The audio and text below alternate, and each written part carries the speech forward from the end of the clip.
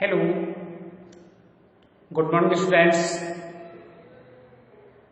Class 12th be subject biology में आज आप पढ़ रहे हैं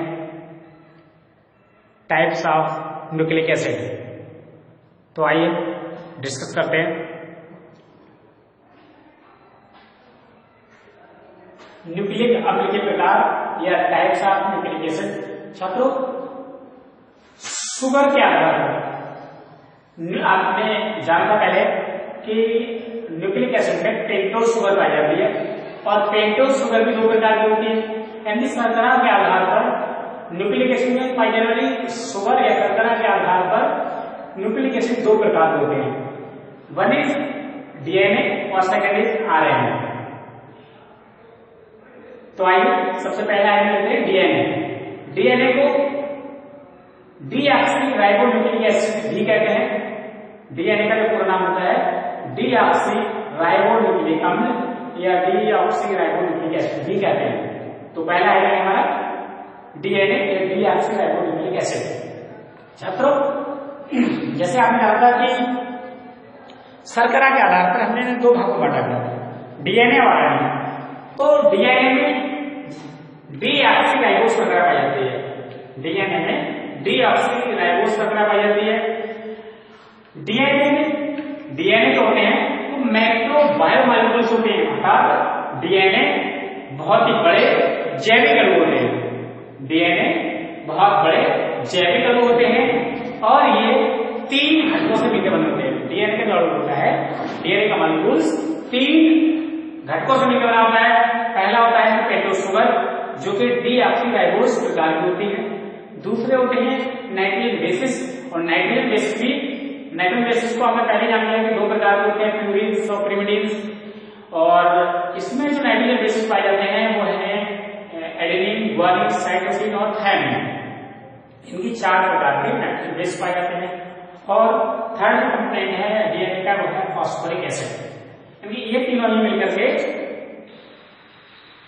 डीएनए का निर्माण करते हैं। डीएनए में पाए जाने वाले डीएनए में चार प्रकार के न्यूक्लियोटाइड पाए जाते हैं। चूंकि डीएनए में चार प्रकार के नाइट्रोजन बेसिस मिलते हैं, इसीलिए डीएनए के न्यूक्लियोटाइड्स होते हैं वो चार प्रकार के होते हैं।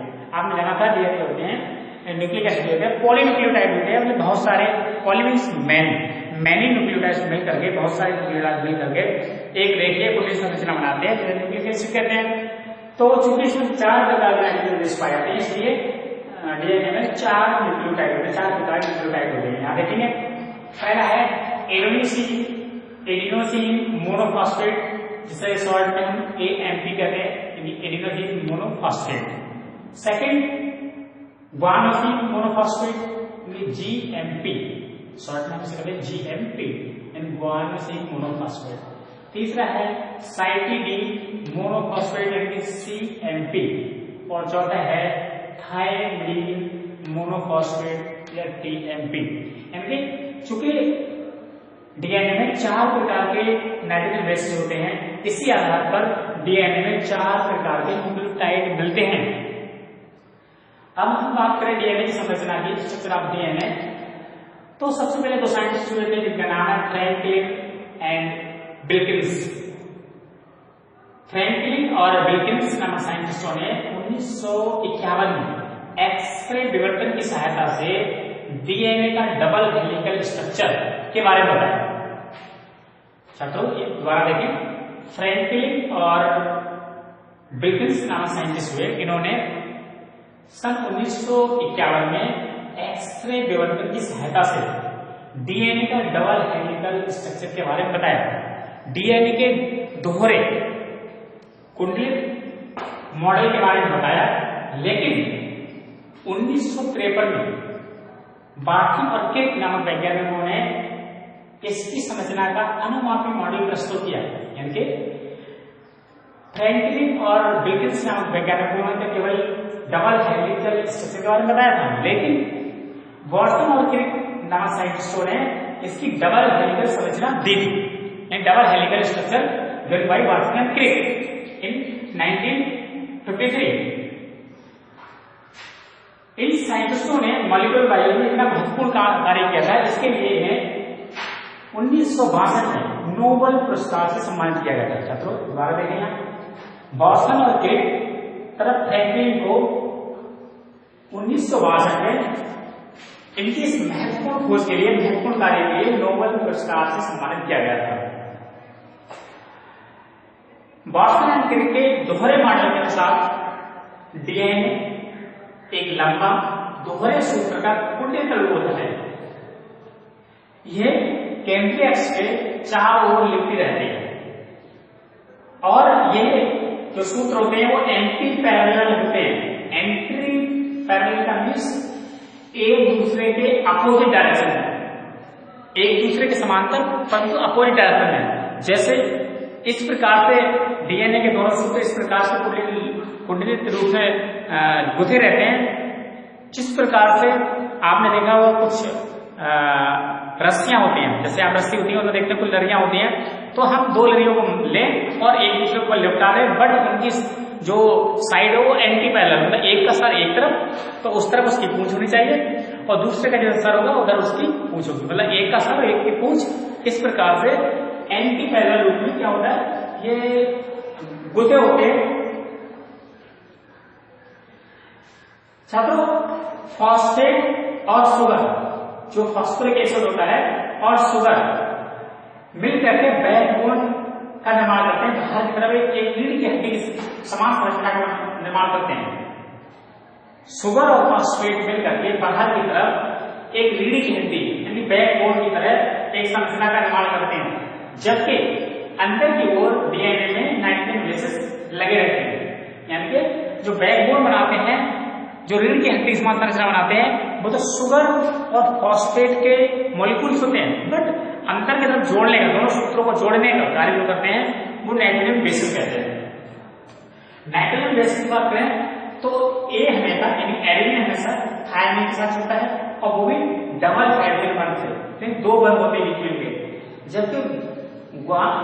जबकि आप देखेंगे जी सी से जुड़ा होता है, जबकि मतलब साइटोसिन जो होता है ग्वानिन से जुड़ा होता है या ग्वानिन साइटोसिन से जुड़ा होता है, वो ट्रिपल हाइड्रोजन बॉन्ड है। यानी कि सदैव भी एपी के बीच डबल हाइड्रोजन बॉन्ड और सीजी के बीच 3 हाइड्रोजन बॉन्ड होते हैं।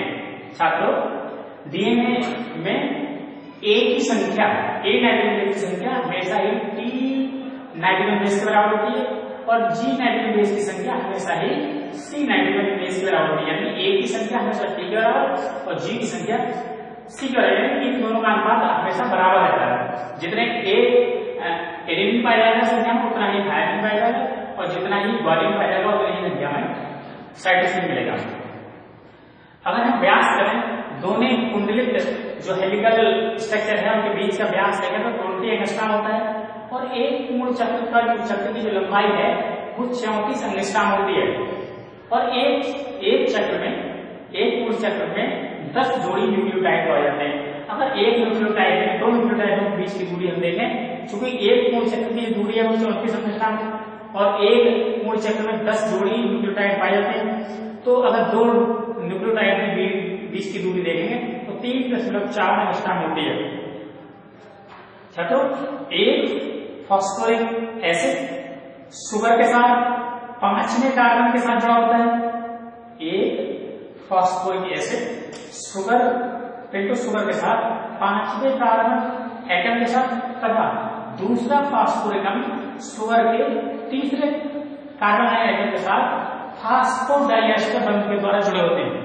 यानी कि छात्रों जो शुगर और फॉस्फोरिक अम्ल के बीच जो बंध होता है उसे कहते हैं फास्फोडाइएस्टर बंध, जबकि नाइट्रोजन और नाइट्रोजन जिससे जुड़े रहते हैं वो जो बंध होते हैं वो हाइड्रोजन बॉन्ड होते हैं।